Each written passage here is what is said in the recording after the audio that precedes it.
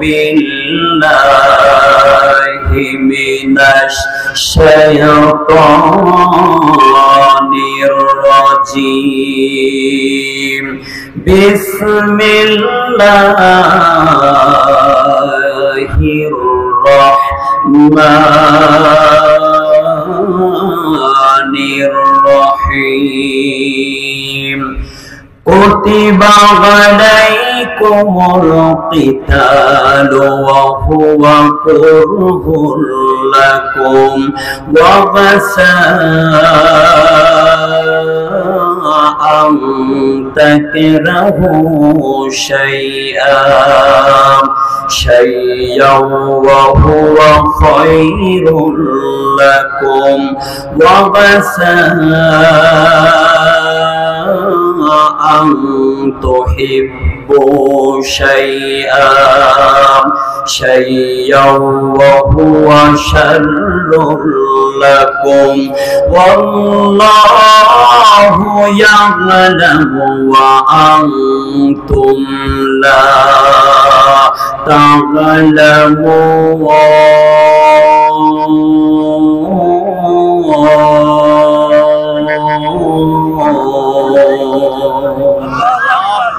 صدق الله المولانا العظيم.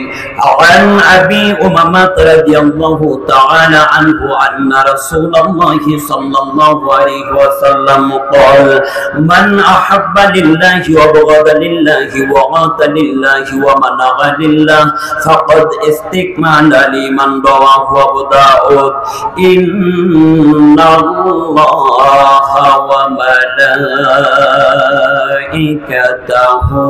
يصلون على النبي يا أيها الذين آمنوا صلوا عليه وسلموا تسليما اللهم صل على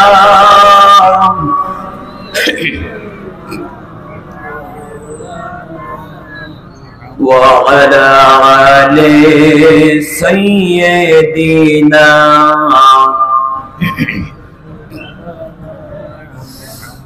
সাইদি ভাইয়ের মা আসিফি ভাইয়ের মা মুগদ ভাইয়ের মা আলিফি ভাইয়ের মা সাইদি ভাইয়ের মা আসিফি ভাইয়ের মা মুগদ ভাইয়ের মা আলিফি ভাইয়ের মা তোমরা বড়ই ভাগ্যবতী আনলে ধরাই দিনের জ্যোতি সালাম জানাই তোমায় ফেরেশতা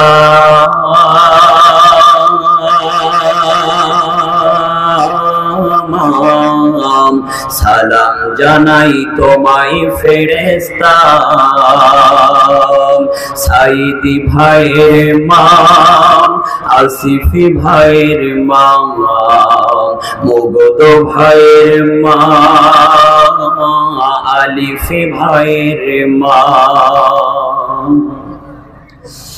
কেউ হারিয়ে ছেলে আর কেউ হারিয়ে ভাই কেউ হারিয়ে দিনের সাথী নিশ্চয়ে ধরায় কেউ হারিয়ে ছেলে আর কেউ হারিয়ে ভাই কেউ হারিয়ে দিনের সাথী নিশ্চয়ে ধরায় তাদের স্মৃতি অন্তরে কেঁদে কেঁদে গুমরে মরে বুক ভেঙে যায় কান্না ফোরায় না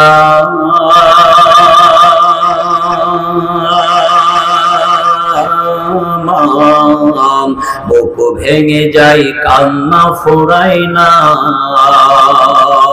সাইদি ভাইয়ের মা আসিফি ভাইয়ের মা মুগ্ধ ভাইয়ের মা, আলিফি ভাইয়ের মা। আন্দোলনের ডাকে তারা জাগ্রত সব প্রাণ, জীবন দিয়ে রেখেছিল আল কোরআনের মান। আন্দোলনের ডাকে তারা জাগ্রত সব প্রাণ, জীবন দিয়ে রেখেছিল আল কোরআনের মান।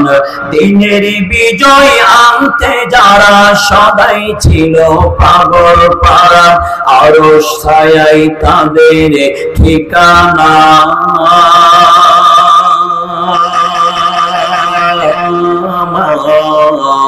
আরশ ছায়ায় তাদের ঠিকানা। সাইদি ভাইয়ের মা, আসিফি ভাইয়ের মা, মুগ্ধ ভাইয়ের মা, আলিফি ভাইয়ের মা।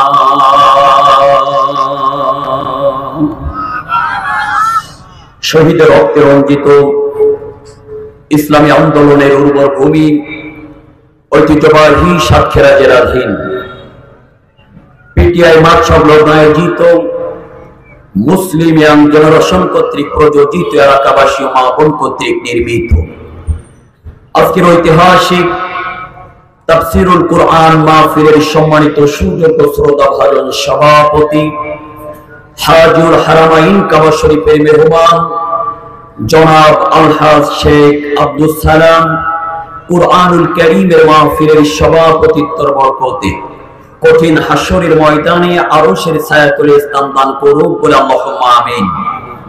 আজকের মাহফিলে আমন্ত্রিত অতিথিবৃন্দ, সম্মানিত আলোচকবৃন্দ, আজকের এই মঞ্চে বসা এ জাতির পথ প্রদর্শক, এ জাতির রাহবার আল উলামা ওয়ারাসাতুল আম্বিয়া নায়েবে রাসূল হযরত আমার সামনে বসা মুসলিম জাতির একাংশ, বিশেষ করে এদেশের স্বর্ণখচিত রত্নরাজি অরুণ পথের তরুণ দল, বিপ্লবী চেতনায় উজ্জীবিত উদ্ভাসিত খালিদ সাইফুল্লাহ তারিকের উত্তরসূরি আমার প্রাণ প্রিয় যুবক ভাইরা, পর্দার আড়ালে সরল সতী সাধবী, সর্বগুণে গুণান্বিতা, সর্বশ্রদ্ধে আমার মা এবং বোনেরা, সরকার কর্তৃক প্রশাসনিক ভাইরা, গোয়েন্দা বিভাগের ভাইরা, সাংবাদিক ভাইরা, আমি সর্বপ্রথম দোয়া নেওয়ার জন্য জানাচ্ছি সালাম। আসসালামু আলাইকুম ওয়া রাহমাতুল্লাহি ওয়া বারাকাতুহু। আলোচনার প্রারম্ভে জানতে চাচ্ছি, সুপ্রিয় সাতক্ষীরাবাসী, আপনারা সকলেই কেমন আছেন? আলহামদুলিল্লাহ। আসুন মহান মাবুদের দরবারে লক্ষ কোটি শুকরিয়া, যার সাজিমের মালিক আল্লাহ সুবহানাহু ওয়া তাআলা আজকে আপনাকে আমাকে অত্যন্ত দয়া করে, মেহেরবান করে, করুণা করে কুরআন শোনার জন্য আসার এবং বসার তৌফিক দিয়েছেন। এই জন্য আপনারা সকলে খুশি নাকি বেজার? কম নাকি বেশি? যারা আছেন খুশি, মুখে নিয়ে হাসি, উঁচু করে কল্লা, দোকানে হাত টান টান করে মুসলমানের মতন আওয়াজ দিয়ে বলতে হবে আলহামদুলিল্লাহ। আওয়াজ জোর হয় নাই, আরো জোরে বলতে হবে আলহামদুলিল্লাহ। আসুন আবার একবার শুকরিয়া আদায় করি, যখন তামাম পৃথিবীর জমিন থেকে মুসলমানদের ঐশী গ্রন্থ আল কুরআনুল কারীমকে উৎখাত করে দেওয়ার জন্য এক শ্রেণীর বাম আর রামপন্থীরা ষড়যন্ত্র করছে, ঠিক এমন একটি মুহূর্তে যে আল্লাহ সুবহানাহু ওয়া তাআলা কোরআন শোনার জন্য আসার এবং বসার তৌফিক দিয়েছেন। এজন্য কেউ কৃপণতা করবেন না, বকিলতা করবেন না। আকাশ বাতাস মুখরিত করে জীবনের সকল আবেগ আর অনুভূতিটুকু উজাড় করে গোলামের মতন মস্তক অবনত করে কালিমাতুশ শুকর আদায় করছি, বলছি আলহামদুলিল্লাহ। সবাই পড়েন রব্বানা লাকাল হামদ। সবাই বলেন না রব্বানা লাকাল হামদ হামদান কাসীরান তাইয়িবান মুবারাকান ফীহি ইয়া রাব্বি কামা ইয়ানবাগি লি জালালি ওয়াজহিকা ওয়া আযীমি সুলতানিকা। শুকরিয়া আদায় করলাম। খুশি হয়েছেন কে? আসতে বলবেন না। খুশি হয়েছেন কে? অখুশি হয়েছেন কে? আমরা সার্বক্ষণিকের জন্য কাকে খুশি রাখতে চাই? আপনার আমার হায়াতের মালিক কে? আপনার আমার মৌতের মালিক কে? আপনার আমার আইনদাতার বিধানদাতার নামটা উচ্চ আওয়াজ দিয়ে পুরুষ সচিত কণ্ঠে বলে আল্লাহ। আর জোরে বলে আল্লাহ, আর জোরে বলে আল্লাহ, আর জোরে বলে আল্লাহু আকবার। দ্রুত পাঠ করি মানবতার মুক্তির দূত আতে নামদার তাজেদের মদিনা, যিনি ছিলেন মসজিদের নেতা, তিনি ছিলেন রাষ্ট্রের নেতা। আল্লাহু আকবার বলবেন না? যিনি 40টা যুদ্ধে অংশগ্রহণ করেছিলেন, 27টি যুদ্ধের সেনাপতির দায়িত্ব পালন করেছিলেন। Our leader, leader of the world, আব্দুল্লাহর বেটা আমিনার দুলারি, নবী মুহাম্মদ রাসূলুল্লাহ, সকলে বলি সাল্লাল্লাহু। মাগফিরাত কামনা করি ওই সাইডের মধ্যে মুজাহিদ ভাইদের উপরে যারা আল্লাহর জমিন, আল্লাহর দ্বীন প্রতিষ্ঠার জন্য বুকের তাজা রক্ত জমিনে ঢেলে দিয়ে শাহাদাতের অমীয় বাণী লাভ করেছেন আল্লাহ সুবহানাহু ওয়া তাআলা। ওই শ্রেণীর মানুষগুলোকে জান্নাতুল ফেরদাউসের মেহমান বানিয়ে দিক, বলে আল্লাহুম্মা আমিন। সম্মানিত ভাইরা, রাত যেহেতু গভীর হয়েছে, এই জন্য ভূমিকায় আর লম্বা না করে সরাসরি আপনাদের কাছে জানতে চাচ্ছি, আপনারা পোস্টারও দেখেছেন, প্রচারও শুনেছেন, আজকের এইটা তাফসীরুল কোরআন। কথা বলে না সবাই, বলেন না তাফসীরুল কোরআন। আজকের এই তাফসীরুল কোরআন মাহফিলে কত হবে কোরআন থেকে, কত হবে হাদিস থেকে। কেননা আমি জানি বাংলাদেশের যত রাজনৈতিক দলের নেতার কর্মী বলেন না কেন, সমস্ত দলের নেতার কর্মী বলেন তো দেখি, আজকের এই কোরআনের মাহফিলে আছে না নাই? সোনালী ধানের শীষে জিয়া তুমি আসুমি সে, এই দলের লোক আছে না নাই? ওরে কে বলেছে মুজিব নাই, মুজিব ছাড়া বাংলা নাই? ও দলের লোক। 68,000 গ্রাম বাঁচলে বাংলাদেশ বাঁচবে বলেছিলেন পল্লী বন্ধু আলহাজ হুসাইন মরহুম মুহাম্মাদের সাথে, এই দলের লোক আছে না নাই? ওরে নেতা নয় নীতি চাই, পীর সাহেব চরমরাই, ও দলের লোক। আল্লাহর আইন চাই, সৎ লোকের শাসন চাই, এই দলের লোক আছে না নাই? তাহলে বোঝা গেল, আওয়ামী লীগ বলেন, বিএনপি বলেন, জামাত ইসলাম বলেন, জাতীয় পার্টি বলেন, জাসদ বলেন, দেওয়ানবাগী বলেন, ফুরফুরা বলেন, মাইজ ভান্ডারি বলেন, আর আটরশি বলেন, সকল দলের জন্য আর সকল মতের জন্য আল্লাহর কোরআনটা হলো হুদাল লিন্নাস ওয়া বাইয়িনাতিম মিনাল হুদা ওয়াল ফুরকান। চিৎকার মেরে বলে আল্লাহু আকবার। সম্মানিত মুসলিমবৃন্দ, আমাদের আজকে তাফসীরুল কোরআন মাহফিলের সম্মানিত প্রধান অতিথি আমাদের মাঝে এসে পৌঁছেছেন। সম্মানিত প্রধান অতিথি আলহাজ মোহাম্মদ আবুল কালাম বাদশাহ সাহেব, বিশিষ্ট ব্যবসায়ী ও সমাজসেবক মহোদয়কে আমি আমাদের মঞ্চে এসে আসন গ্রহণের জন্য অনুরোধ করছি। আজকের তাফসীরুল কোরআন মাহফিলের প্রধান অতিথি আলহাজ মোহাম্মদ আবুল কালাম বাবলা। আলহামদুলিল্লাহ। সম্মানিত ভাইরা, একটু তাকবীর দেন, নারে তাকবীর, আল্লাহু আকবার, লিল্লাহি তাকবীর, আল্লাহু আকবার। তাকবীর দিতে কি আপনারা ভয় পাচ্ছেন? তাকবীর দিতে কি ভয় লাগে? তাকবীর কি কোনো দলীয় স্লোগান? তাকবীর দেওয়ার ব্যাপারে সরাসরি আল্লাহ বলেছেন। আল্লাহ বলছেন অরব্বাকা ফাকাব্বির, তাকবীর যদি দিতে হয় একমাত্র কেবলমাত্র আল্লাহর নামে তাকবীর দিতে হবে। জোরে বলে আল্লাহু আকবার। এই তো কিছুদিন আগে আপনারা হয়তোবা দেখেছেন, বাংলাদেশ এবং ভারতের মধ্যকার অনূর্ধ্ব-19 এশিয়া ক্রিকেট বিশ্বকাপের আয়োজন করা হয়েছিল।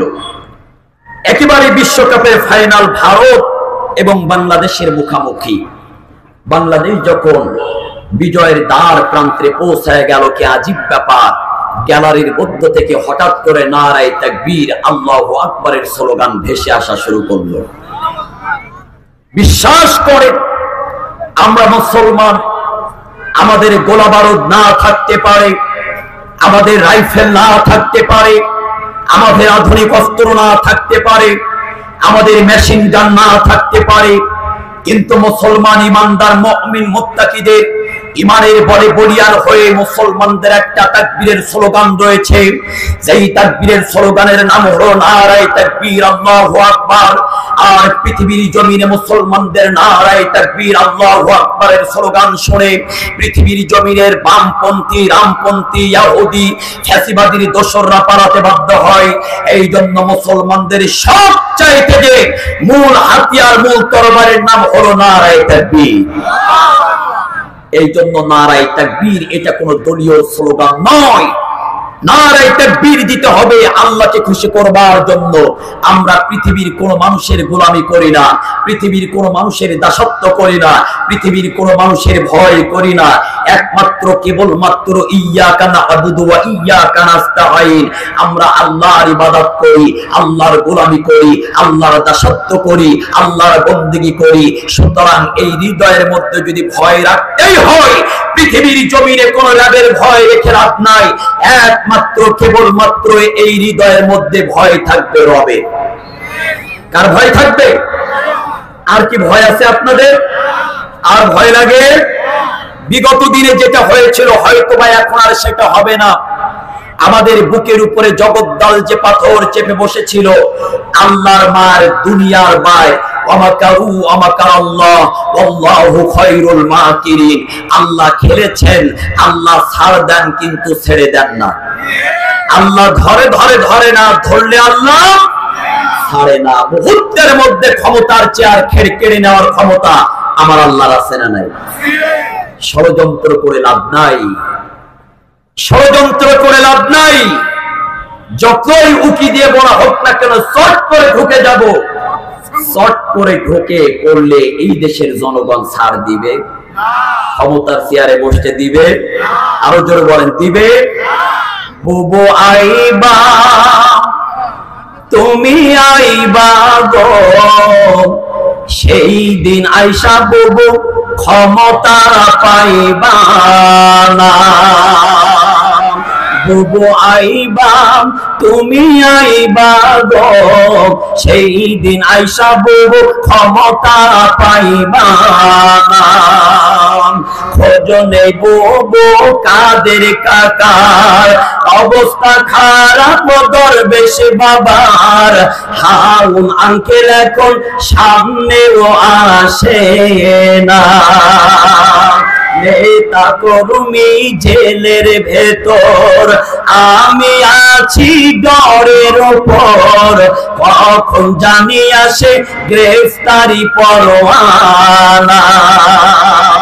বুবু আইবা, তুমি আইবা গো, সেই দিন আইসা বুবু ক্ষমতা পাইবা না। বয়স তোমার 80 বছর, ডাকছে বুবু তোমায় কবর। দাফন হইবে কোথায় সেইটা খোঁজো না। বুবু আইবা, তুমি আইবা গো, সেই দিন আইসা বুবু ক্ষমতা পাইবা না। একেবারে সংক্ষিপ্ত পরিসরে কিছু কথা বলবো। অ্যাটেনশন প্লিজ, মনোযোগ আছে আমার দিকে। আমি আপনাদের সম্মুখ পানি কুরআনুল কারীমের 114টা সূরার মধ্যে 2 নম্বর সূরা, সূরাটির নাম হলো সূরাতুল বাকারা। বাকারা শব্দের অর্থ হলো গাভী। এটি বিশ্বনবীর মাদানী জিন্দেগিতে নাযিল হয়েছে। এর আয়াত সংখ্যা হলো 286টি, এর রুকু হলো 40টি। আমি আপনাদের সম্মুখ মানে সূরাতুল বাকারার 216 নম্বর আয়াতে কারিমা তেলাওয়াত করেছি। আপনাদের কাছে জানতে চাচ্ছি এই সূরাটির নাম কি বললাম? সূরাতুল বাকারা। বাকারা শব্দের অর্থ হলো গাভী। ইংরেজিতে কাউ মানে গাভী, ক্যাটেল মানে গরু। গাভী নামক সূরা আমি আপনাদের সামনে 216 নম্বর আয়াতে কারিমা তেলাওয়াত করেছি। আজকের আলোচনার বিষয়বস্তু সরল অনুবাদ বললে বুঝতে সুবিধা হবে। আল্লাহ বলছেন, কুতিবা আলাইকুমুল কিতাল, আমি আল্লাহ বান্দার উপরে জিহাদ করাকে ফরজ করে দিয়েছি। ওয়া হুয়া কুরহুল লাকুম, আর সেটা তোমাদের কাছে অসহ্য মনে হচ্ছে। ওয়া আসা আন তাকরাহু শাইআ, পৃথিবীর মানুষ শুনে রাখো, কোন জিনিস যদি তোমাদের কাছে অসহ্য মনে হয়, ওয়া হুয়া খায়রুল লাকুম, সেই অসহ্য জিনিসের মধ্যে আমি আল্লাহ কল্যাণ রেখে দিয়েছি। ওয়া আসা আন তুহিব্বু শাইআ, আবার কোন জিনিস তোমাদের কাছে প্রিয় মনে হলো, ওয়া হুয়া শাররুল লাকুম, সেই প্রিয় জিনিসের মধ্যে আমি আল্লাহ অকল্যাণকর রেখে দিয়েছি। আল্লাহু ইয়ালামু ওয়া আনতুম লা তা'লামুন, প্রকৃতি ব্যাপার একমাত্র কেবলমাত্র আল্লাহ জানেন, তোমরা সেটা জানো? তোমরা সেটা জানো? বলেন তো, কেউ যেটা জানে না সেটা জানেন কে? কেউ যেটা দেখে না সেটা দেখেন কে? কেউ যেটা বুঝে না সেটা বুঝেন কে? আল্লাহ বলছেন বলছেন কুতিবা আলাইকুমুল কিতাল, আমি বান্দার উপরে জিহাদকে ফরজ করে দিয়েছি। কেমন? ওয়ালিল্লাহি আলান নাসি হিজ্জুল বাইতি মান ইসতাতাআ ইলাইহি সাবিলা, সামর্থ্য থাকার পরে বান্দার উপরে যেমন হজ ফরজ। ইয়া আইয়ুহাল্লাযীনা আমানু কুতিবা আলাইকুমুস সিয়াম কামা কুতিবা আলাল্লাযীনা মিন ক্বাবলিকুম লাআল্লাকুম তাত্তাকুন। রমজান মাসে যেমন বান্দার উপরে রোজাকে ফরজ করে দিয়েছি, আকিমুস সালাত ওয়া আতুজ যাকাত, নামাজ কায়েম করা, যাকাত প্রতিষ্ঠা করা আমি আল্লাহ যেমন ফরজ করেছি, ঠিক তদরূপ নামাজের মতন জিহাদকে ফরজ করেছি, রোজার মতন জিহাদকে ফরজ করেছি, যাকাতের মতন জিহাদকে ফরজ করেছি, হজের মতন জিহাদ ফি সাবিলিল্লাহর কাজকে ফরজ করে দিয়েছি। অথচ দুঃখ ভারাক্রান্ত হৃদয় নিয়ে বলতে হয়, নামাজ এবং যাকাতের কথা আমার আল্লাহ 82 জায়গায় বলেছেন, হজের কথা আমার আল্লাহ এক জায়গায় বলেছেন, রোজার কথা আমার আল্লাহ এক জায়গায় বলেছেন, আর জিহাদের কথা কুরআনুল কারীমের 903 জায়গায় বলেছেন। 903 জায়গায় বলেছেন। অথচ নামাজের ওয়াজ করলে কোনো সমস্যা নাই, রোজার ওয়াজ করলে সমস্যা নাই, যাকাতের ওয়াজ করলে সমস্যা নাই, হজের ওয়াজ করলে সমস্যা নাই, জিহাদের ওয়াজ করলে এক শ্রেণীর মানুষ জিহাদের আলোচনার মধ্যে জঙ্গিবাদের গন্ধ খোঁজে। কথা বলেন না কেন? আরে ভাই, জিহাদ এক জিনিস আর সন্ত্রাস আর এক জিনিস, জিহাদ এক জিনিস আর মৌলবাদ আর এক জিনিস। জিহাদ করলে আল্লাহর জান্নাতে যাওয়া যায়, আর সন্ত্রাস আর মৌলবাদের কাজ করলে জাহান্নামে যেতে হয়। জিহাদের ব্যাপারে আমার আল্লাহ সরাসরি নির্দেশ দিয়েছেন, আর সন্ত্রাস আর মৌলবাদকে বয়কট করার জন্য আল্লাহ সরাসরি হুকুম দিয়েছেন। তাহলে আমরা জিহাদের পক্ষে, যেই জিহাদের পক্ষে আমার আল্লাহ ছিলেন সেই জিহাদের পক্ষে থাকতে রাজি আছি না নাই? এবার আসেন ভালো করে বুঝবেন, কুতিবা আলাইকুমুল কিতাল, আল্লাহ বলছে আমি বান্দার উপরে জিহাদকে ফরজ করে দিয়েছি। জিহাদ শব্দটি জাহাদুন বা জুহুদুন শব্দ হতে নির্গিত হয়েছেন, যার অর্থ হলো চেষ্টা করা, সংগ্রাম করা, কঠোর পরিশ্রম করা, অধ্যবসায় করা, সাধনা করা ইত্যাদি। জোরে বলি সুবহানাল্লাহ।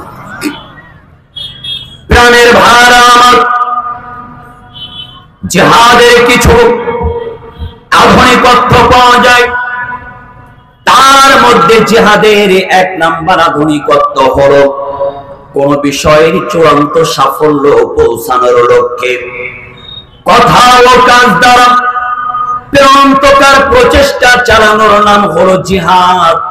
জিহাদের 2 নাম্বার আধুনিকত্ব হলো কষ্ট, জুলুম আর নির্যাতন সহ্য করার নাম হলো জিহাদ। আর জিহাদের 3 নাম্বার অর্থ হলো শত্রুকে কঠিন হাতে, কঠোর হাতে, শক্ত হাতে মোকাবেলা করার নাম হলো জিহাদ। এবার আসেন জিহাদের পারিভাষিক সংজ্ঞা বলছি। জিহাদের পারিভাষিক সংজ্ঞা দিতে গিয়ে বুখারী শরীফের বিখ্যাত ব্যাখ্যাতা আল্লামা ইবনে হাজার আসকালানী রাহিমাহুল্লাহ তিনি বলেছেন, কাফেরদের সাথে সংগ্রাম করতে গিয়ে শক্তি ক্ষয় করা, এর দ্বারা নিজের প্রবৃত্তি, শয়তান এবং দুরাচার সকলের সাথে সংগ্রাম করাকে জিহাদ বলে। জিহাদের 2 নাম্বার পারিভাষিক সংজ্ঞা হলো আপনার জান, আপনার মাল, আপনার বক্তৃতা ইত্যাদির মাধ্যম দিয়ে আল্লাহর পথে লড়াই করার কাজে নিজের সর্বশক্তি ব্যয় করার নাম হলো জিহাদ। আল্লাহ বলছেন, বান্দা শোনো, হে পৃথিবীর মানুষ শোনো, আমি আল্লাহ তোমাদের উপরে জিহাদ দিয়ে দিলাম, আর জিহাদ নামক পরীক্ষা দিয়ে দিলাম। আর যারা জিহাদ নামক পরীক্ষায় উত্তীর্ণ হতে পারবে, আমি আল্লাহর নিয়ামতে ভরা জান্নাতি তারা হয়ে যাবে। আল্লাহ বলছেন, বান্দা কি মনে করেছো এমনিতে জান্নাতে চলে যাবে না? জান্নাত এত সহজ নয়। জান্নাতে যেতে হলে অবশ্যই পরীক্ষা দেওয়া লাগবে। আমার আল্লাহ বললেন, আম হাসিবতুম আন তাদখুলুল জান্নাহ ওয়ালাম্মা ইয়াতিকুম মাসালুল লাযিনা খালু মিন ক্বাবলিকুম কি মনে করেছো এমনিতেই জান্নাতে চলে যাবে? না, জান্নাতে যেতে হলে অবশ্যই তোমাদের পরীক্ষা দেওয়া লাগবে। সেই পরীক্ষা নিবেন কি? এমন পরীক্ষা নিবেন ১৫০০ বছর আগে আমার আল্লাহ পাক রব্বুল আলামিন সেই পরীক্ষার ব্যাপারে বলেন, ওয়ালা নাবলুওয়ান্নাকুম বিশাইইম মিনাল খাউফি ওয়াল জুই ওয়া নাকসিম মিনাল আমওয়ালি ওয়াল আনফুসি ওয়াস الثمرات وبشر الصابرين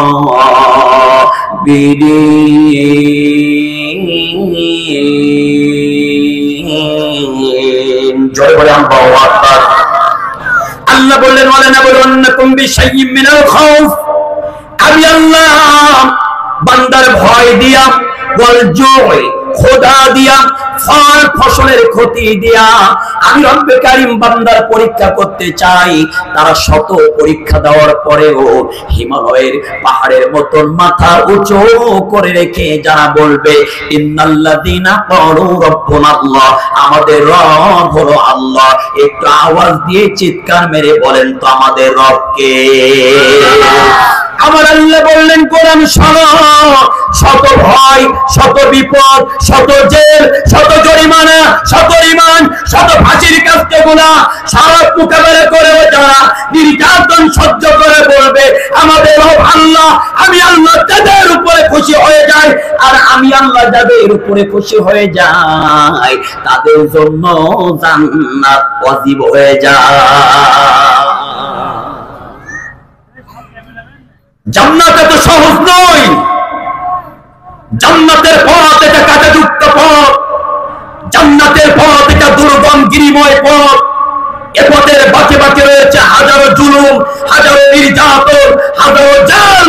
এই পথের বাঁকে বাঁকে রয়েছে সন্তান হারানোর ভয়, এই পথের বাঁকে বাঁকে রয়েছে নিজের জীবন চলে যাওয়ার ভয়। জান্নাত এত সহজ নয়। আরে ভাই কি মনে করেছেন শুধু নরম সুন্নাত গুলো মেনে জান্নাতে চলে যাবেন আর গরম সুন্নাত দেখলেই মাথা নিচু করে পালিয়ে যাবেন? আপনার চাইতে বোবা শয়তান আর মুনাফিক কেউ হতে পারে না। খাওয়ার পরে মিষ্টি খাওয়া সুন্নাত, লাউ খাওয়া সুন্নাত, কদু খাওয়া সুন্নাত, মাথায় টুপি পরা সুন্নাত, এই সুন্নাত গুলো মানার ব্যাপারে আমরা অ্যাক্টিভ রয়েছি। অথচ আল্লাহর নবী তায়েফের ময়দানে রক্ত দিয়েছেন, উহুদের ময়দানে দান মোবারক শহীদ করেছেন। আমরা সেই শক্ত সুন্নাত গুলো মানার ব্যাপারে নাই। মনে রাখবেন ইসলাম যেমন নরম আবার ইসলাম তেমন গরম। ইমানদারদের জন্য আমার আল্লাহ নরম, আর কাফের বেঈমান ইসলামের দুশমনদের জন্য আমার আল্লাহ গরম। আরে ভাই নবীর আপন চাচা নাম হলো আবু লাহাব, আল্লাহ ওহী নাযিল করলেন। আল্লাহ বলেন তাব্বাত ইয়াদা আবি লাহাবি ওয়া তাব্বা, হে আবু লাহাব তোর দুই হাত ধ্বংস হোক। একটু বলেন তো আমার আল্লাহ আবু লাহাবের ক্ষেত্রে নরম কথা বললেন নাকি গরম কথা বললেন? এবার আসেন আপনার আমার নবীর ক্ষেত্রে আল্লাহ বলছেন নবী ওয়া মা আরসালনাকা ইল্লা রাহমাতাল লিল আলামিন। একটু সুবহানাল্লাহ বলেন না। আমার নবীকে গোটা মানব মণ্ডলীর জন্য রাহমাতাল লিল আলামিন করে পাঠিয়ে দিয়েছি। তাহলে নবীর জন্য আমার আল্লাহ নরম, বোঝা গেল ঈমানদার মুমিন মুত্তাকিদের জন্য আমার আল্লাহ নরম, আর আবু লাহাবের ক্ষেত্রে আমার আল্লাহ গরম। তাহলে বোঝা গেল ইসলাম বিরোধী কোরআন বিরোধীদের জন্য আমার আল্লাহ গরম। একটি কথা মনে রাখবেন, এই জমিনে দ্বীন প্রতিষ্ঠা হয়েছে শুধু চোখের পানির ফোঁটার বিনিময়ে নয়, আবার এই জমিনে দ্বীন প্রতিষ্ঠা হয়েছে শুধু রক্তের ফোঁটার বিনিময়ে নয়। চোখের পানির ফোঁটাও আল্লাহর জমিনে পড়া লেগেছে, আবার রক্তের পানি রক্তের ফোঁটাও জমিনে পড়া লেগেছে।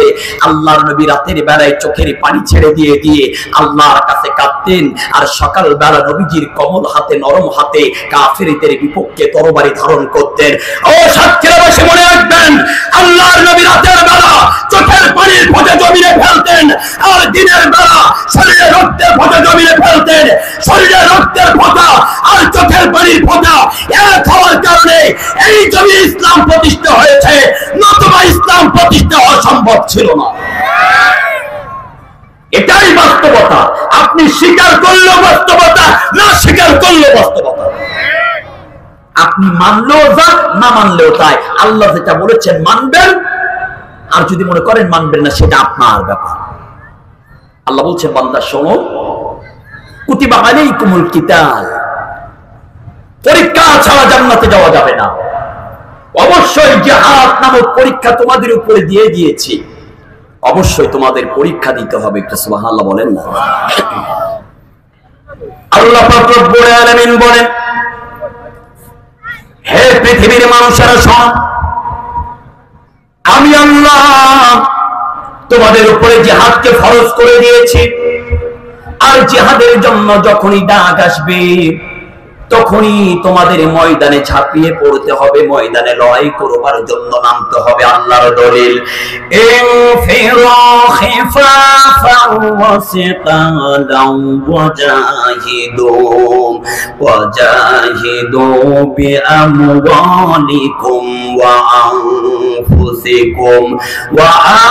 আনফুসিকুম ফি সাবিলিল্লাহ, যালিকুম খায়রুল লাকুম ইন কুনতুম তা'লামুন। জোরে বলে আল্লাহু আকবার। 9 নম্বর সূরা, সূরা তাওবার 41 নম্বর আয়াত। আমার আল্লাহ বলেন, ইনফিরু খিফাফাও ওয়া সিকালাও, তোমরা হালকা এবং ভারী যে অবস্থায় রয়েছো, অন্যায় দেখবা, খারাপ কাজ দেখবা, সেখানেই প্রতিবাদ করবা, প্রতিবাদের জন্য ঝাঁপিয়ে পড়বা। আল্লাহ পাক রব্বুল আলামিন এই সূরার এই আয়াতের তাফসীরে কারকরা লিখেছেন, হালকা এবং ভারী বলতে রাজার উপরে আল্লাহ জিহাদ ফরজ করে দিয়েছেন, প্রজার উপরে জিহাদ ফরজ করেছেন, গরিবদের উপরে জিহাদ ফরজ করেছেন, আবার ধনী ব্যক্তিদের উপরে জিহাদ ফরজ করেছেন। আমার আল্লাহ এখানে কোন দল, কোন ব্যক্তি, কোন গোষ্ঠীর উপরে এককভাবে জিহাদ ফরজ করেন নাই। যেখানে অন্যায় হবে সেখানেই জিহাদ করা লাগবে, এটা হলো মুমিনদের লক্ষ্য। যেখানে অন্যায় দেখবে সেখানেই প্রতিবাদ করতে হবে, আল্লাহ বলেছেন।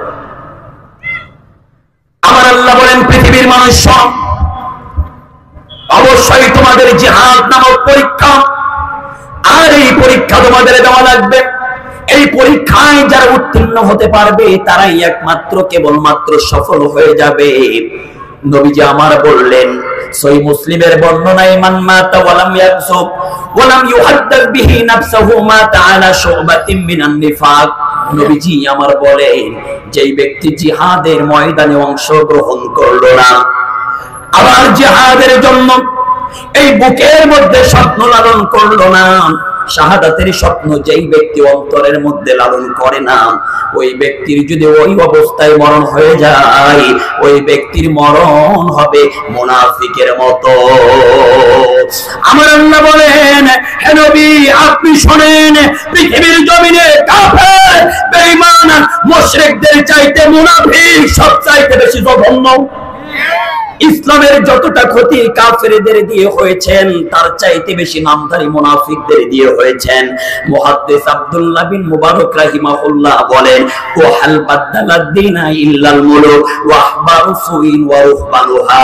যুগে যুগে দুই শ্রেণীর মানুষের দিয়ে ইসলামের সব চাইতে বেশি ক্ষতি হয়েছে।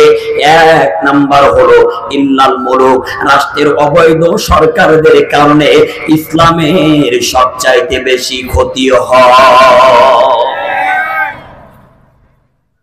এটা আমার কথা নয়, মুহাদ্দিস আব্দুল্লাহ বিন মুবারক রাহিমাহুল্লাহ বলেন, ওয়া হাল বাদালাদ দীনা ইল্লাল মুলুক, মূল শব্দের অর্থ হলো রাজত্ব, রাষ্ট্রের প্রধান যে হয়।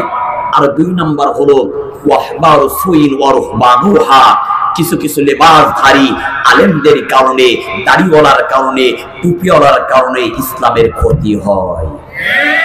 আরো জোরে বলে ঠিক না ভাই? ঠিক। মনে রাখবেন, সব দাড়ি কিন্তু দাড়ি না, সব টুপি টুপি না, সব পাঞ্জাবি পাঞ্জাবি না। কিছু কিছু দাড়ির মধ্যে, কিছু কিছু টুপির মধ্যে, কিছু কিছু পাঞ্জাবির মধ্যে মুনাফিকি থাকে। চলন্ত প্রমাণ আমরা দেখেছি 2013 সালের দিকে শাহবাগের চত্বরে ওই শোলাকিয়া কেন্দ্রীয় মসজিদের ইমাম ফরিদউদ্দিন মাসুদ কোরআনের বুলবুলি, কোরআনের পাখি আল্লামা সাঈদীর ফাঁসির জন্য রাজপথে আনন্দ মিছিল করেছে, দাবি করার জন্য রাজপথে নেমেছিল। এরাও হুজুর, আবার যারা দিন প্রতিষ্ঠার জন্য, ইসলামী মূল্যবোধ, ইসলামী হুকুমত, ইসলামী আন্দোলনের জন্য জীবন দেওয়ার চেষ্টা করেছিল, এরাও হুজুর। কোন দলের পক্ষেও নয়, কোন দলের বিপক্ষেও কথা নয়। বিবেক দিয়ে একবারের জন্য ভেবে দেখেন, এখানে আমরা এসেছি কোরআন থেকে কথা বলে। আমাদের মূল টার্গেট হলো আমরা চাই আল্লাহর কোরআনটা একটা বারের জন্য আমরা পার্লামেন্টে নিয়ে যেতে। আল্লাহর কোরআনটা পার্লামেন্টে চলে যাবে। আল্লাহর কোরআন পার্লামেন্টে যাওয়ার পরে হযরতে আবু বকরের মতন, হযরতে উসমানের মতন, হযরতে আলীর মতন আমরা চাই আমাদের বাংলাদেশকে কোরআনের রঙে রঙিন হয়ে আমাদের বাংলাদেশটা ইসলামী রাজ, আমাদের বাংলাদেশটা একেবারে ইসলাম দিয়ে ভরপুর থাকবে। কথা বলেন ঠিক না? আমরা কোন দলের পক্ষে কথা বলছি না, কিন্তু আমরা চাই আগামীর বাংলাদেশ আপনারা করবেন। আপনাদের হাতে আগামীর বাংলাদেশ নিরাপদ। যেই দলের মানুষ যাক না কেন, আপনারা আল্লাহর কোরআনটা পার্লামেন্টে নিয়ে যাবেন। আমরা এই দেশের মানুষ আর খুন খারাপি দেখতে চায় না, আর গুম ধর্ষণ দেখতে চায় না, আর দুর্নীতি দেখতে চায় না, আর টেন্ডারবাজি দেখতে চায় না, আর চাঁদাবাজি দেখতে চায় না। আমরা চাই আগামীর বাংলাদেশ কোরআনের বাংলাদেশ, আগামীর বাংলাদেশ ইসলামের বাংলাদেশ হবে। এটাই আমরা।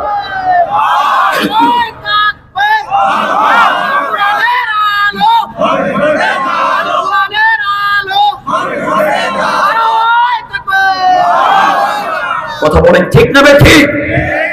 সব দেখা শেষ, আগামীর দিন আল্লাহর কোরআনের বাংলাদেশ। কথা বলেন ঠিক না ঠিক? একে একে শেষ করেছি, সবার দেখা হইল শেষ। দেখতে দেখতে গোল্লায় গেল আমার সোনার বাংলাদেশ। একে একে শেষ করেছি, সবার দেখা হইল শেষ। দেখতে দেখতে গোল্লায় গেল আমার সোনার বাংলাদেশ। দেখতে দেখতে গোল্লায় গেল ডিজিটাল বাংলাদেশ। স্বাধীনতার বয়স পেরিয়ে 50-তে পা দিলাম, নেতারা তো সবই পেল, আমরা বলো কি পেলাম? স্বাধীনতার বয়স পেরিয়ে 50-তে পা দিলাম, নেতারা তো সবই পেল, আমরা বলো কি পেলাম? শান্তির লাগি কান্দা মরি, শান্তির কোনো নাহি লেশ। দেখতে দেখতে গোল্লায় গেল আমার সোনার বাংলাদেশ। দেখতে দেখতে গোল্লায় গেল আমার সোনার বাংলাদেশ। সোনার বাংলায় নেই তো সোনা, দুর্নীতিতে চ্যাম্পিয়ন। শান্তির বলে শুনতে শুনতে আমরা বড় পেরেশান। সোনার বাংলায় নেই তো সোনা, দুর্নীতিতে চ্যাম্পিয়ন। শান্তির বলে শুনতে শুনতে আমরা বড় পেরেশান। নেতাগণের এসারেসি, জনগণের কর্ম শেষ। দেখতে দেখতে গোল্লায় গেল আমার সোনার বাংলাদেশ। দেখতে দেখতে গোল্লায় গেল আমার সোনার বাংলাদেশ।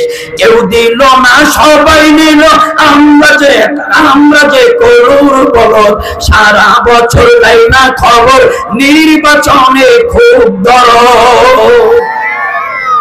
কেউ দিল না, সবাই নিল, আমরা যে করুর বলদ। সারা বছর নাই না খবর, নির্বাচনে খুব দরদ। আর কতকাল এমনি করে মোদের জীবন করব শেষ। দেখতে দেখতে গোল্লায় গেল আমার সোনার বাংলাদেশ। দেখতে দেখতে গোল্লায় গেল আমার সোনার বাংলাদেশ। মুসলমানের দেশটা মোদের আছে খাতা কলমে, দোষে দোষী যে বাজারা শাস্তি পাবে আলেমে। ঠিক কিনা বলেন? যাই করুক না কেন, সব দোষ নন্দ ঘোষ, যত দোষ আলেমদের হয়। কথাকে ভুল বললাম? বাসি খুনের ফাঁসি হয়, আর টাটকা খুন চাপা হয় কলি অকাল। হরিণ চুলকায় বাঘের গাল। তাই যদি না হতো কুরআনুল কারীমের কথা বলার অপরাধে আল্লামা সাঈদী 13টা বছর কারাগারে থাকতো না। আর অপরাধ সাব্যস্ত হওয়ার পরেও পরিমণির মতো নষ্টা নর্তকীরা অপরাধ সাব্যস্ত হয়ে কারাগারে যায় এক দরজা দিয়ে, আর হাতে মেহেদি পরে বাহির হয় অন্য দরজা দিয়ে। আল্লাহর গোলামেরা ভালো করে বোঝার চেষ্টা করবেন। আমার আল্লাহ বলেন, গোলাম কুতিবা আলাইকুমুল কিতাল, আমি আল্লাহ তোমাদের উপরে জিহাদ নামক যে পরীক্ষা দিয়েছি, এই পরীক্ষায় তোমাদের অবশ্যই উত্তীর্ণ হওয়া লাগবে। এখন এই জিহাদ আপনার আমার কি দিয়ে করা লাগবে? আল্লাহ বললেন, ইন্নাল্লাহা আশতারা মিনাল মুমিনিনা আনফুসাহুম ওয়া আমওয়ালাহুম বিআন্না লাহুমুল জান্নাহ। আল্লাহ বলছেন, ইন্নাল্লাহ, নিশ্চয় আল্লাহ, হাসতারা, কিনে নিয়েছেন, ক্রয় করে নিয়েছেন, মিনাল মুমিনিন, মুমিনদের কাছ থেকে, আনফুসাহুম, তাদের জান, ওয়া আমওয়ালাহুম, তাদের মাল। আল্লাহ বলছেন, বান্দা শোনো, আমি আল্লাহ তোমাদের কাছ থেকে তোমাদের জান আর তোমাদের মালটা আমি কিনে নিয়েছি। আমার উদ্দেশ্য হলো তোমরা, আমি আল্লাহ আমার রাস্তায় জান দিবা, আমি আল্লাহ আমার রাস্তায় তোমরা মাল দিয়ে দিবা, আর জান দিবা, মাল দিবা, এর বিনিময়ে বিআন্না লাহুমুল জান্নাহ, আমি আল্লাহ তোমাদেরকে জান্নাত হাদিয়া দিয়ে দেব। এবার আমার আল্লাহ অন্য জায়গায় আরো বলেন, আল্লাযীনা আমানু ওয়া হাজারু ওয়া জাহাদু ফি সাবিলিল্লাহি বিআমওয়ালিহিম ওয়া আনফুসিহিম। আল্লাহ বলছেন, পৃথিবীর মানুষ শোনো, আল্লাযীনা আমানু, যারা ঈমান এনেছে, ওয়া হাজারু, তারা আল্লাহর রাস্তায় হিজরত করবে, আর ওয়া জাহাদু ফি সাবিলিল্লাহ, তারা আমি আল্লাহর রাস্তায় লড়াই করবে, কি দিয়া? বিআমওয়ালিহিম, তারা তাদের মাল দিয়া, ওয়া আনফুসিহিম, তারা তাদের জান দিয়া। মনে রাখবেন, আল্লাহ যেখানে আনফুসিহিম বলেছেন, পরে কিন্তু আমওয়ালাহুম বলেছেন, আবার যেখানে আমওয়ালাহুম বলেছেন, পরে কিন্তু আনফুসিহিম বলেছেন। আল্লাহর গোলামেরা, আমার আল্লাহ কোন জায়গায় বলেন নাই শুধু জান দিবা জান্নাতে চলে যাবা, আবার কোন জায়গায় বলেন নাই শুধু মাল দিবা জান্নাতে চলে যাবা। আল্লাহ বলেন, জান দিবা আর মাল দিবা, মাল দিবা আর জান দিবা, তারপরে জান্নাতে চলে যাবা।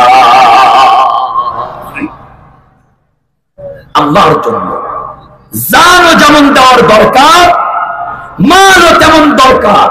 শুধু জান দিবেন, মাল দিবেন না, আবার শুধু মাল দিবেন, জান দিবেন না, হবে না। মনে রাখবেন, আপনার জন্য, আমার জন্য জান্নাত এবং জাহান্নাম তৈরি করে রেখেছেন। আল্লাহ বলছেন, জান দিবা, মাল দিবা, ভয়াবহ জাহান্নাম থেকে আমি আল্লাহ তোমাদের মুক্তি দিয়ে দিব। সুবহানাল্লাহ বলেন না? আমার আল্লাহ সেটারও দলিল দিলেন, ইয়া আইয়ুহাল্লাযীনা আমানু হাল আদুল্লুকুম আলা তিজারাতিন তুনজিকুম মিন আযাবিন আলীম। আল্লাহ বললেন, ইয়া আইয়ুহাল্লাযীনা আমানু, ওহে তোমরা যারা ঈমান এনেছো, হাল আদুল্লুকুম আলা তিজারাহ, আমি আল্লাহ কি তোমাদের এমন একটি ব্যবসায়ের কথা বলবো না, সন্ধান দিব না, যে ব্যবসায়ের মাধ্যম দিয়ে তোমরা পরকালে মুক্তি পেয়ে যাবা, জাহান্নামের আগুন থেকে মুক্তি পেয়ে যাবা। আল্লাহ সেই ব্যবসায়ের সন্ধান এবার দিচ্ছেন। আমার আল্লাহ এবার ব্যবসায়ের সন্ধান দিচ্ছেন। تؤمنون بالله ورسوله وتجاهدون في سبيل الله بأموالكم وأنفسكم ذلكم خير لكم إن كنتم تعلمون।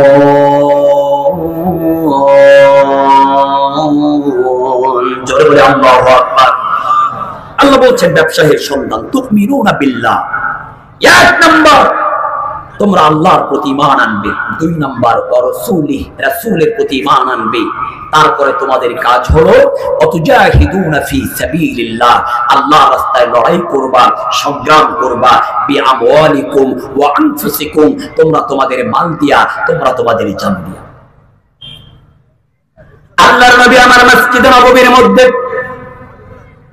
যখনই খুতবা দিতেন সাহাবীগুলোকে উদ্বুদ্ধ করবার জন্য নবীজি আমার ম্যাক্সিমাম সময়, বেশি সময় জিহাদের বিষয়ে বক্তব্য দিতেন আর শাহাদাতের তামান্না সম্পর্কে, শাহাদাতের মর্যাদা সম্পর্কে বর্ণনা দিতেন। আল্লাহর নবী জিহাদের ব্যাপারে সাহাবীদেরকে এত বেশি করে বক্তব্য দিয়েছেন, সাহাবীরা জিহাদের ময়দানে যাওয়ার জন্য একেবারেই পাগল পাড়া হয়ে যেত। আর নবীজি আমার বললেন, শোনো, এই পৃথিবীর জমিনে কাফেরদের সাথে, বেঈমানদের সাথে তোমরা যদি লড়াই করে শহীদ হয়ে যাও, তাহলে আমার আল্লাহ তোমাদের জিন্দেগির গুনাহগুলো মাফ করে দিবে।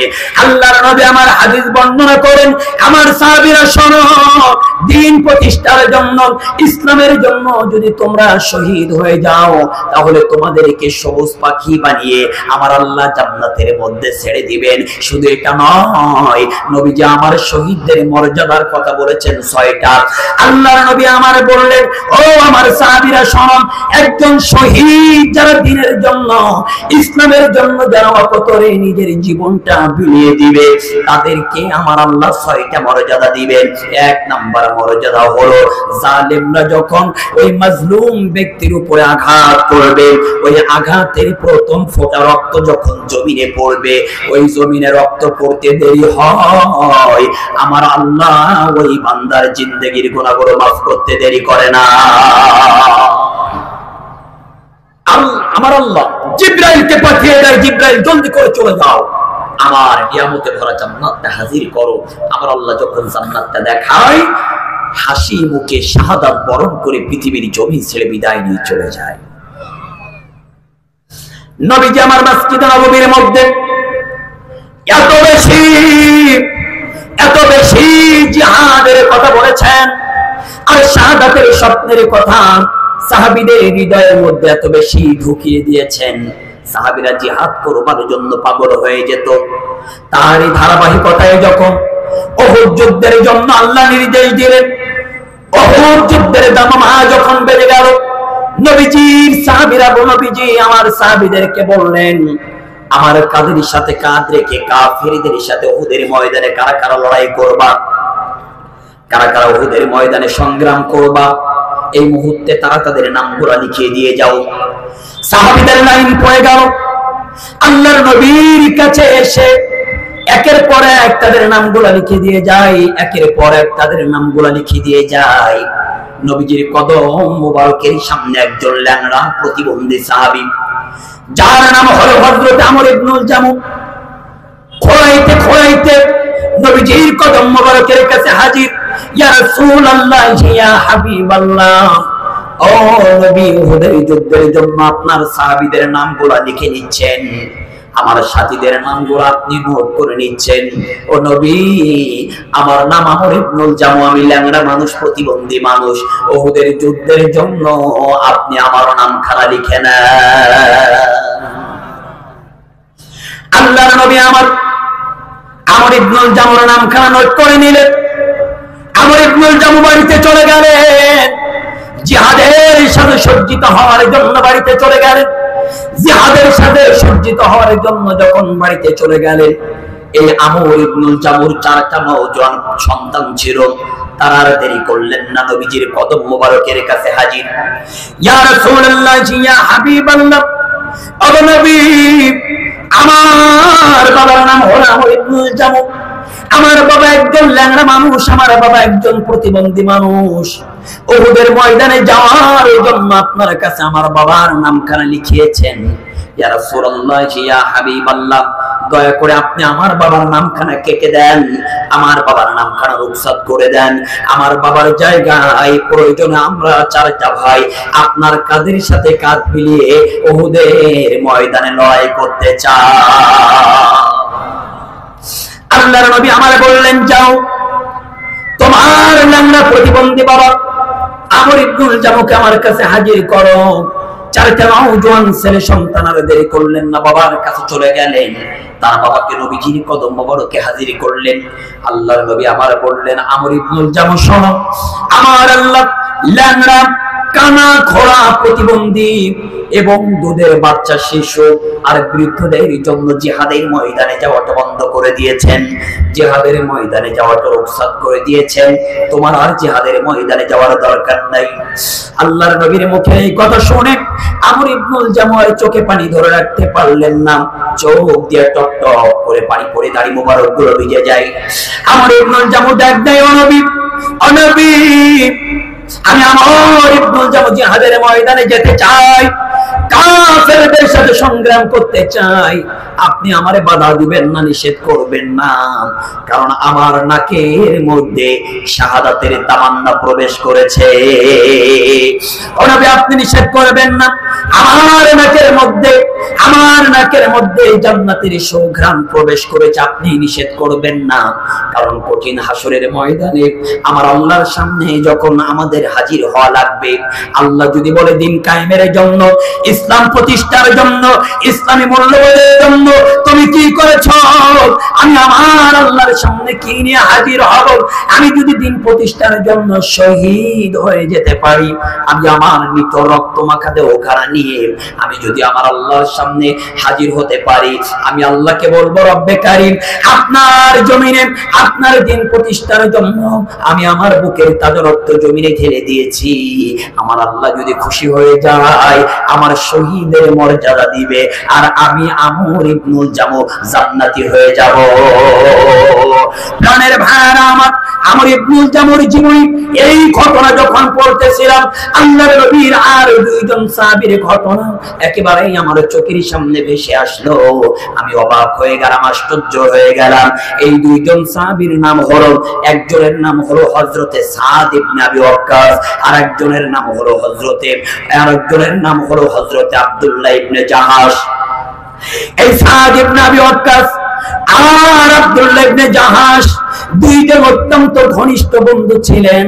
সাদ ইবনে আবি ওয়াক্কাস আব্দুল্লাহ বিন জাহাশকে ডাক দেয়, বন্ধুরে, আগামী কালকে তো রাসূলের কাঁধের সাথে কাঁধ মিলিয়ে কাফেরদের সাথে সংগ্রাম করা লাগবে, লড়াই করা লাগবে ওদের ময়দানে। ও বন্ধু, আল্লাহর নবী আমার বলেছেন, জিহাদের ময়দানে নামার আগে যদি কোন ব্যক্তি 2 রাকাত নামাজ পড়ে চোখের পানি ছেড়ে দিয়ে আল্লাহর কাছে ফরিয়াদ করে, তাহলে আমার আল্লাহ তাদের মনের নেক মাকসাদগুলো কবুল করে নেন। চলো বন্ধু, আমরা 2 রাকাত নামাজ পড়ে চোখের পানি ছেড়ে দিলাম, আমরা আল্লাহর কাছে দোয়া করি। আব্দুল্লাহ ইবনে জাহাশ রাজি হয়ে গেলেন।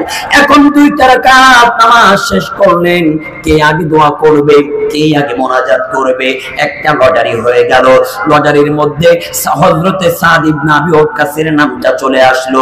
আব্দুল্লাহ ইবনে জাহাশ বললেন, বন্ধু, এখন তোমার নাম চলে এসেছে, এই মুহূর্তে তুমি দোয়া করা শুরু করে দাও। সাদ ইবনে আবি ওয়াক্কাস বললেন, আব্দুল্লাহ ইবনে জাহাশ, বন্ধু শোনো, আমি সাদ ইবনে আবি ওয়াক্কাস দোয়া করব, আর তুমি আমিন আমিন বলবা, আর আমার দোয়া যখন শেষ হয়ে যাবে তুমি দোয়া শুরু করবা।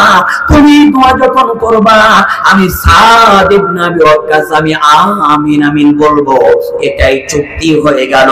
সাদ ইবনে আবি ওয়াক্কাস হাত উত্তোলন করে আল্লাহর কাছে দোয়া করলেন, আয় আল্লাহ তাআলা, আগামী কালকে উহুদের ময়দানে যাব, ওই উহুদের ময়দানে কাফেরদের সব চাইতে যে বড় দুশমন রয়েছে, বড় শত্রু রয়েছে, তার সাথে যেন আমার সাক্ষাৎ হয়ে যায়, তার সাথে যেন আমার মোকাবেলা হয়ে যায়, তার সাথে আমি তুমুল ভাবে লড়াই করতে থাকবো, আমি বিশাল লড়াই করতে থাকবো। এক পর্যায়ে আমি সাদ ইবনে আবি ওয়াক্কাসের তরবারির আঘাতে ওই কাফেরদের বিশাল বড় সৈন্যটা যেন পৃথিবীর জমিন থেকে বিদায় নিয়ে চলে যায়, জাহান্নামের খোরাক জমা হয়ে যায়। আর সে যখন বিদায় নিয়ে চলে যাবে, তার গনিমতের মালগুলো আমাদের হয়ে যাবে। আমি আমার গনিমতের মালগুলো পেয়ে নবীজির কদম মোবারকের সামনে হাজির করব। এই দোয়া করলেন। সাদ ইবনে আবি ওয়াক্কাস মুনাজাত শেষ করে আমিন আমিন বললেন। আব্দুল্লাহ ইবনে জাহাশ আমিন আমিন বললেন। সাদ ইবনে আবি ওয়াক্কাস বললেন, ভাই, এবার তোমার দোয়ার পালা, তুমি দোয়া শুরু করে দাও। হযরত আব্দুল্লাহ ইবনে জাহাশ হাত উত্তোলন করলেন। চোখের পানি ছেড়ে দিয়ে কান্না করলেন, ওগো রব্বে কারীম, কালকেই তো উহুদের ময়দানে কাফেরদের সাথে লড়াই হবে, কাফেরদের কোন একটা শত্রুর সামনে যেন আমি পড়ে যাই, তার সাথে যেন আমার তুমুল লড়াই হয়, তার সাথে যেন আমার প্রচন্ড মারামারি শুরু হয়ে যায়।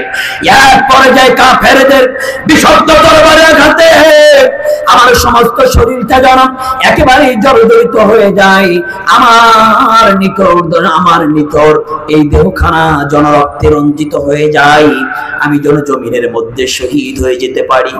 আর ওই কাফেররা আমার পেট গোলা ফাল করে যেন আমার তারা ভুঁড়ি বের করে নেয়, আমার নাকটা যেন তারা কেটে দেয়, আমার চোখটা যেন তারা কেটে দেয়, আমার চোখগুলো যেন তারা তুলে ফেলে, আমার কানগুলো যেন তারা কেটে নেয়, আমার যখন এই অঙ্গ প্রত্যঙ্গ গুলা তারা কেটে ফেলবে, আল্লাহর সামনে হাসরের ময়দানে যখন উঠবো, আমার আল্লাহ বলবে, কি ব্যাপার আব্দুল্লাহ ইবনে জাহাশ, তোমার শরীরটা রক্তে রঞ্জিত কেন? তোমার পেটটা ফাইল করা, তোমার ভুঁড়ি গোড়া কোথায়? তোমার চোখটা কোথায়? তোমার নাক কোথায়? তোমার কান কোথায়? ওই দিন আমি হাসরের ময়দানে আল্লাহকে বলবো, রব, আপনার দিন প্রতিষ্ঠার জন্য আমি আব্দুল্লাহ ইবনে জাহাশ শহীদ হয়েছি, সুতরাং আপনি আমার উপরে খুশি হয়ে আপনি জান্নাতি বানিয়ে দেন। ও রব্বে কারীম, দিন প্রতিষ্ঠার জন্য আমি জীবন দিয়েছি, আমি শহীদ হয়েছি, আমি আমার আল্লাহর সামনে আরজি পেশ করে বলবো। হযরত আব্দুল্লাহ ইবনে জাহাশ বললেন, আমার মোনাজাত শেষ হয়ে গেল। সাদ ইবনে আবি ওয়াক্কাস আমিন আমিন বললেন, আর সাদ ইবনে আবি ওয়াক্কাস হাউমাউ করে কান্না শুরু করে দিলেন যে আল্লাহ যদি আব্দুল্লাহ ইবনে জাহাশের দোয়াটা কবুল করে নেয়, আগামী কালকের পর থেকে আব্দুল্লাহ ইবনে জাহাশকে আর দেখা যাবে না। একেবারে সংক্ষেপে বলে দিচ্ছি, পরের দিন উহুদের ময়দানে যখন কাফেরদের সাথে লড়াই শুরু হয়ে গেল, এক পর্যায়ে কাফেরদের সাথে লড়াই করতে করতে আব্দুল্লাহ ইবনে জাহাশ জমিনের মধ্যে লুটিয়ে পড়লেন, অসংখ্য সাহাবীরা শহীদ হয়ে গেল। আল্লাহর নবীর সাহাবীরা শহীদদের মৃতদেহগুলো খোঁজা আরম্ভ করে দিলেন, সব সাহাবীগুলোর লাশ পায়, আর সাদ ইবনে আবি ওয়াক্কাস তার বন্ধু আব্দুল্লাহ ইবনে জাহাশের লাশ খুঁজতে খুঁজতে উহুদের একটা কোণায় চলে গেলেন। উহুদের একটা কোণায় যাওয়ার পরে দেখলেন রক্ত মাখানি নিথরের দেহখানা পড়ে রয়েছে। পাশে যাওয়ার পরে দেখলেন এই লাশটা আর কারোর লাশ নয়, এই লাশটা হলো হযরত আব্দুল্লাহ ইবনে জাহাশের লাশ। তার পেট গুলা ফাল করা, তার পেটের জায়গায় পেট নাই, তার ভুঁড়ি গুলা নাই, তার চোখ গুলা তুলে ফেলেছে, তার কান গুলা কেটে ফেলেছে, তার নাক গুলা কেটে ফেলেছে। এবার তার চোখ গুলা, তার কান গুলা, তার নাক গুলা খোঁজা শুরু করে দিলেন। আব্দুল সাদ ইবনে আবি ওয়াক্কাস বললেন, আমি দূরে গিয়ে খোঁজা শুরু করলাম, দেখতে পেলাম দূরে একটা বাবলা গাছ রয়েছে। ওই বাবলা গাছের পাশে যাওয়ার পরে দেখতে পেলাম ওই বাবলা গাছের মধ্যে সাদ ইবনে আব্দুল্লাহ ইবনে জাহাশের কানগুলা একেবারে কুচি কুচি করে ফুলগোলা দিয়ে যেমন মালা গেঁথে রাখে, আব্দুল্লাহ ইবনে জাহাশের কানগুলা কুচি কুচি করে মালার মতন গেঁথে রেখেছে, নাকটা কুচি কুচি করে মালার মতন গেঁথে রেখেছে, চোখগুলা মালার মতন গেঁথে রেখেছে। সাদ ইবনে আবি ওয়াক্কাস বললেন, আমার বন্ধু আব্দুল্লাহ ইবনে জাহাশের দোয়া কবুল হয়েছে, সুতরাং আমার বন্ধু আব্দুল্লাহ ইবনে জাহাশ জান্নাতি। মনে রাখবেন, এই জমিনে দিন প্রতিষ্ঠার জন্য জীবন দেওয়ার বিকল্প অন্য কোন রাস্তা নাই, শাহাদাতের বিকল্প অন্য কোন রাস্তা নাই। আর জোরে বলেন ঠিক না ঠিক? জান্নাত পাওয়ার সহজ পথ সে তো শহীদি মরণ, জান্নাত পাওয়ার সহজ পথ সে তো শহীদি মরণ, শহীদ হলে খোদা রহে, শহীদ হলে খোদা রহে, তবে জান্নাত পাবে তুমি, মায়া ঘেরা রঙিন পৃথিবী নয় তো সুখের খোঁজ আপনারা আমার জন্য দোয়া করবেন, আমিন। ওয়া আখিরু দাওয়ানা আলহামদুলিল্লাহি রাব্বিল আলামিন।